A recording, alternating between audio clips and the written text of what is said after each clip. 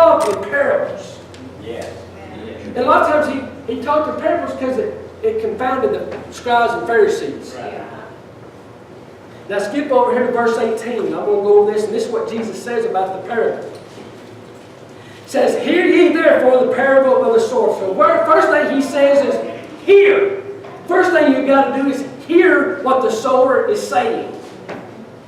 "When anyone heareth the word of the kingdom, and understandeth it not, then cometh the wicked one, and catcheth away that which was sown in his heart. This is which is received seed by the wayside."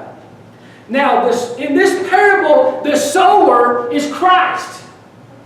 Now, we are also, as we are called unto God, we are sowers also. We are to sow seed. But this particular one, he was talking about Christ. He was the sower. He was to spread the gospel throughout the world. No longer was it a Jew thing. For John 3:16 said, "For God so loved the world that He gave His only begotten Son, that whosoever will have everlasting life." So it's a whosoever will. Yes, amen. But it was no longer just a message for the Jewish people. And he declared, and you look when he said in the kingdom, it was a proclamation that Jesus was king. That's what he was saying. And as I said a while ago, the kingdom is the church. As a form of church, we are of the kingdom of God. I wish I had my voice. The church is the present day kingdom. We are the kingdom. We are part of that.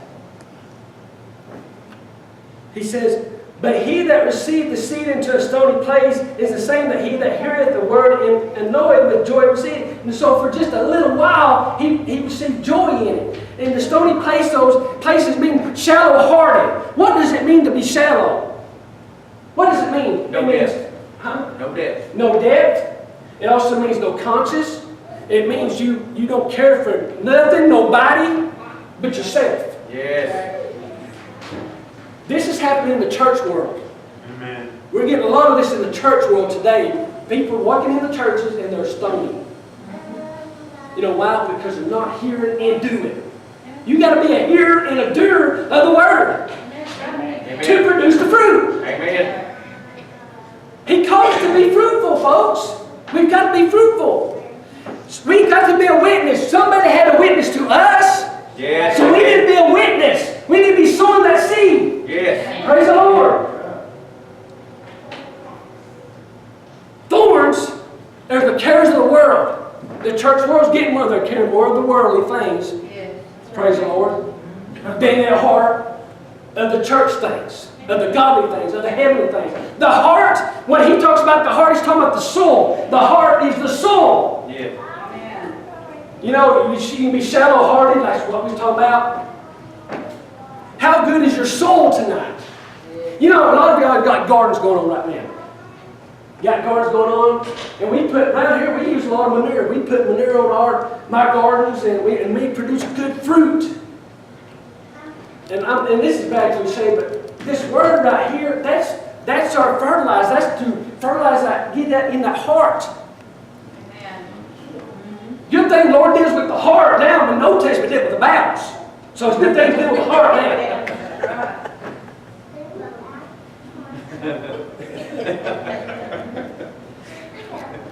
But he says, "But he hath no root in himself, but dureth for a while, but in tribulations and persecutions arise because of the word, by and by he's offended." A lot of times, people, I've seen it time and time again, people be a servant on fire for God, in trials and tribulations, guess what? They're gone. Amen. Yes. They're gone. Because what happened? Well, God's not delivering me from this. God's this, God that. There you go, me again. God's got His ways, His timing. Yes, come on.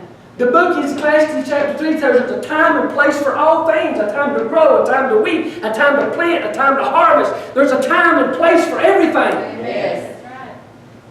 I'm at a different place in time than I was 10 years ago, 5 years ago. I'm a grandpa now. Praise God. You know, I would never, never would have thought it. I take nothing for it. Well, I get rid of them kids and just keep that little grandbaby, you know.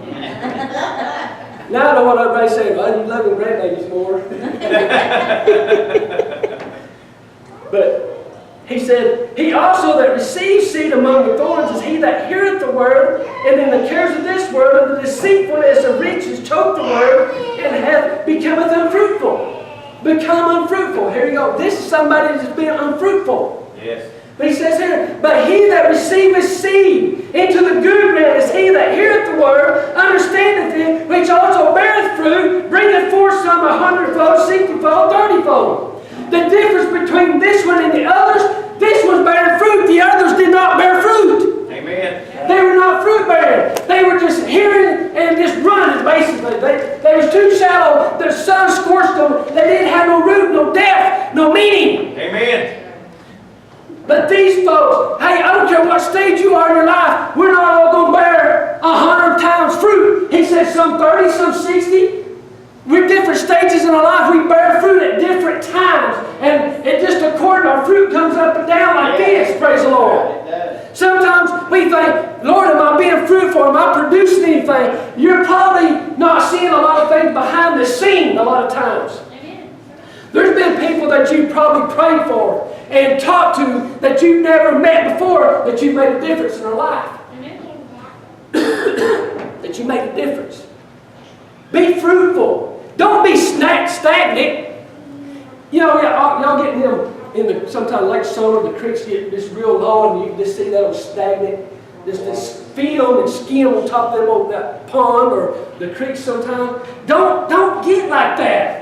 Be a running, you know, constantly a flowing and moving.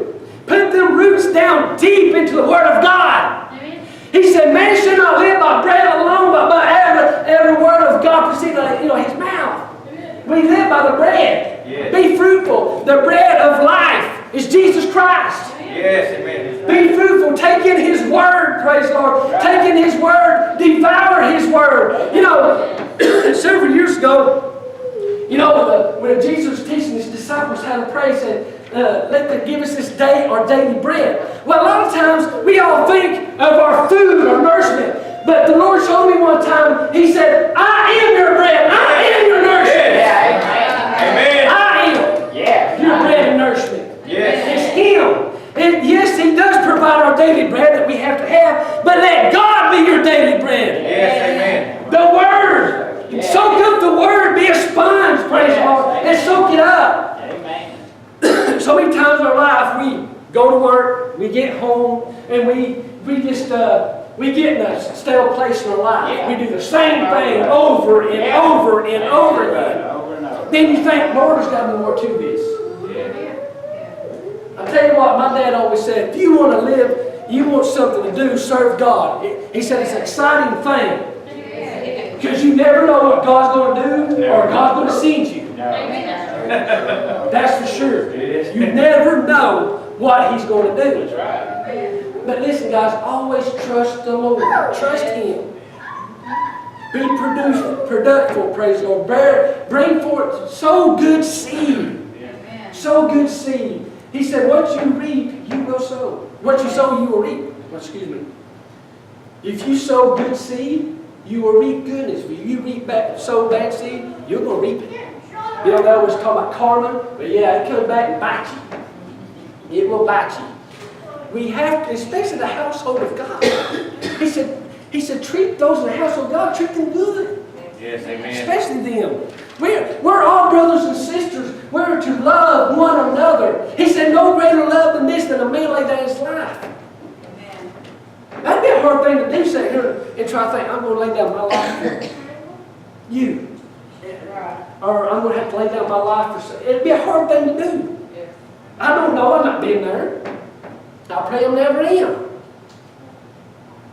But He said, no greater love than this. Amen. Guys, be fruitful. Produce the fruit. Sow the seed into the good ground. Make sure your heart has got the right attitude. Make sure your heart is pure. Pray. We all have areas in our life that we falter. And one of my biggest ones is reading. I hate reading. I hate it. Hate him. Never was a strong reader in school or nothing. I hate reading. But I have to make myself, but once I get to reading, I can't put it down. Right. It's just to get there to read. I hate reading. Now, if it's got pictures, I can look at it all day. But put the Word of God in your heart. Yes, amen. Get it in there. Because, guys, this is not going to get any better, what we're living in. It's not going to get any better. We're living in a time that God can come, Jesus can come back at any time, any hour, any minute. That's right. I would never thought it, I've heard it all my life, that God's going to come. He is coming. Yes, amen. I look back at my life now, I just turned 43, and I'm thinking, where did that go? Yeah. Where did it go? Amen. So I can imagine somebody being Tim's age. Yeah. But where did it go? Yeah. We're here for just a little while, And we're going. and then we're gone. Just a little while. I met with a gentleman the other day. Yesterday, matter of fact, he wanted to meet and talk. And he'd been out of church for several years. He said the church went through 4 breakups. And he said, if this is the way church is going to be, I don't want nothing to do with it. And he left out, walked out. He said, I just recently got back into church again. He said, but I don't want to play church. He said, I don't want to see the people doing what they're doing in the church and out of the church. He said, I don't want to see that. He said, I'm hungry. I'm looking for something. Yeah. He's looking. He's got a desire there. He's hungry for something. But he come back into the household of God, and he got to tell me some things. He said, even when I went back, and he said, I didn't want nothing to do with it. You start talking about God in the church, and he said, I'd run the other way. He said, I was done. Done. And we all know people like this, that they've been hurt by the church or whatever. They're done with it. They don't want no more part of it. And it's a shame. It's a shame. It's that way. But it happens. The devil's going to come in and try to destroy anything that God puts together. Amen. He is going to destroy it. That's what his job is to divide and conquer when God multiplies and adds to your life. I guarantee you, when God blesses you, the devil's going to try to take it away from you. Absolutely. He's going to try to take it away from you. That's when we got to be standing up on the Word of God. Many, many times I've had to use, if I was sick, so sick I couldn't pray, I just said to Jesus, Jesus, Jesus, tears running up my eyes. Jesus, Jesus, Jesus. That's all I can say. Right. Been there, done that. I'll never forget, I had the flu one time. I was sick. Oh man, I was sick. My dad come out to the house, he grabbed me by the foot, he went to pray, and I just tears running. I just, Jesus, Jesus, Jesus, Jesus. That's all I can say. But I've seen God work so many things. I've seen God work so much right here. Right here in this little church, I've seen a lot of miracles. Right after my youngest daughter was born, she wasn't even a week or so old, and that was the old church building still here at the time. My wife went to change her diaper, and there was blood all in her diaper. And the Lord was moving. We was just having a heck of a service. And she came up there and she said, listen, she's bleeding. Dad said, let's go back there. We prayed back there and prayed for that baby, and God healed her immediately. Immediately, He healed her. It wasn't the next day or that hour. It was immediately. He touched that baby. Yes, amen. Man, I've seen so many things that God has done in my life. Man, after my youngest daughter was born, we went through a really hard time. My wife was off work for a while, and we was losing everything. We did. And we lost our home, our vehicles. I was embarrassed. I was ashamed. Man, I was trying to work, do whatever I could to save whatever I could. But I told the Lord, I said, Lord, I can lose everything I got, but I'll never leave you. Yes. I did. I lost everything. I lost my home, my cars. We just left out there with just my truck and what was in the house. I mean, we lost it all. And my daughter was she's just a few months old, and she's fat and wrinkly, and we moved to a house that didn't have air conditioning. Mom and Dad come over that evening, and she was just breaking out rash. You know how babies do. She broke out rash because it was so hot. We didn't have it. It was fans.